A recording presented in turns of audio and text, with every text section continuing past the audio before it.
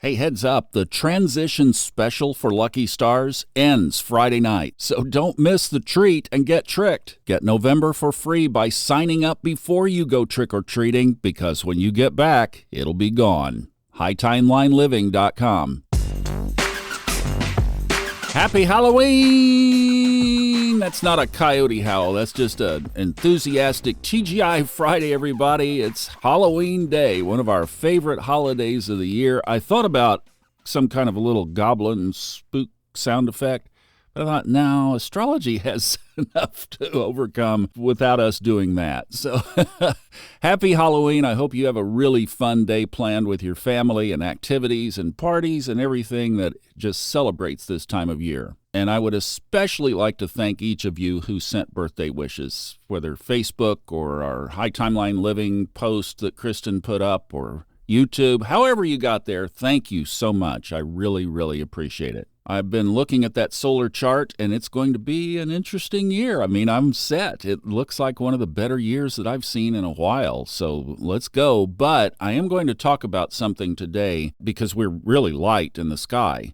I'm going to give you a couple of takeaways from so far Narrating Forecast 2026 by Ray Merriman. There are a couple of things. There's one thought in there that I'm going to leave you with for the weekend, and then we have a really light early part of next week, so we'll talk about this a little bit more. We'll accumulate them over the weekend. When I say light, I mean light. The moon.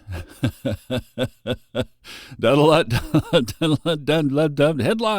the moon enters Pisces at 7:45 this morning. Have a nice day.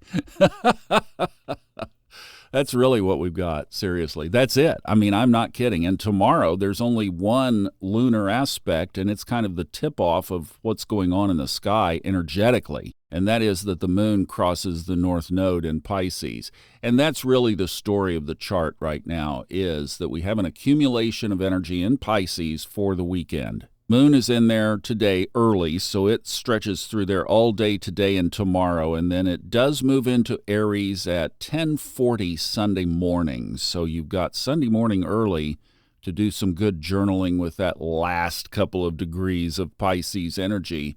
And then, we get a frisky start to the week. But the big spotlight is on Pisces, and if we put it into the natural zodiacal order, that makes the 12th house really active right now. So we have the moon, the north node, Saturn and Neptune, both in retrograde, all in Pisces. That's a big stack. But here's where it gets really good, because that stack is in favorable trine aspects. Those are the good ones.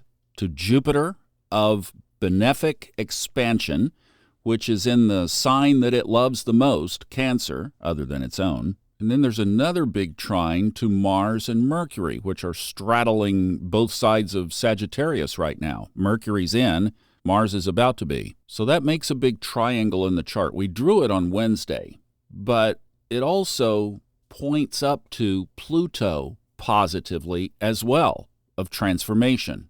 Here's where this gets really cool. And I know a lot of you like to spend extra time meditating and whatnot over the weekend. The moon is moving through this the whole time, so it's amplified, and Pisces is our connection to the home office. It's everything that can be positive about the spiritual journey and path. I had an amazing conversation with Lynn Schaefer. I wish we had taped it.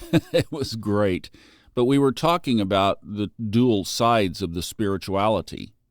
And as long as you are on the path, and as long as you are not in the deceptive, foggy, lies and deception part of Pisces, and you are really truly pursuing your spiritual path, this is going to be an amplified weekend to get ready for what's coming in 2026. And that segues into what I was talking about. So several takeaways from the 2026 forecast book next year.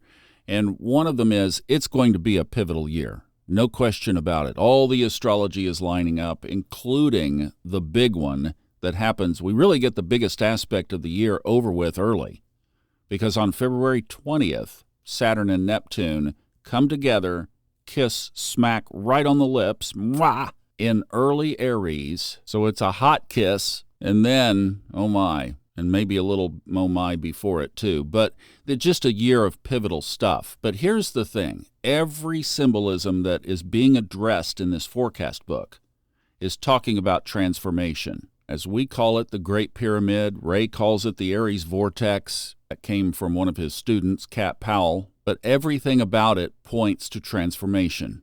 So one of the takeaways for me is I've been reading through this, and naturally we are all inherently resistant to change, right? We don't like it, but change is a-coming. I was reading a section the other day of going back in history, which I've looked at a lot, as you know. We've looked back at the 1500s, the 1200s, it's all in there. And when we go back, the people who resisted the change are the ones who lost. They're the ones who got buried. I would offer an example, the farmer who resisted the Industrial Revolution. Now, some of the changes, because they are all technology, are going to be invasive into our lives. And that's what we have to balance. We have to realize stuff is coming. How then can we fit into it? And I think the path will be more clear as we get in. But right now, Saturn and Neptune kind of have the kibosh on everything. And just as they get going, Jupiter is going to go retrograde in November. And that puts the brakes on stuff for another 4 months. So right now, we're just in this period of limbo. So I think that's the energy that we take away from this chart. And that's what we take into the weekend. High connection to the home office. A great weekend to do journaling, do some extra yoga, do some meditating, take a walk in the woods, enjoy the fall colors, whatever it is that you have on your docket that you could do. Halloween activities into the weekend, yes. And do it with the intention of, here am I, Lord, send me, right? When it's quiet, say, ask, how, what? Is there anything I need to be doing right now to prepare myself, my family, whatever, for whatever is in store? How can I be of service? How can I be used? I think that's the best approach. And the energy is there to support you. I'll see you back on Monday. Have a great weekend. Sending lots of love.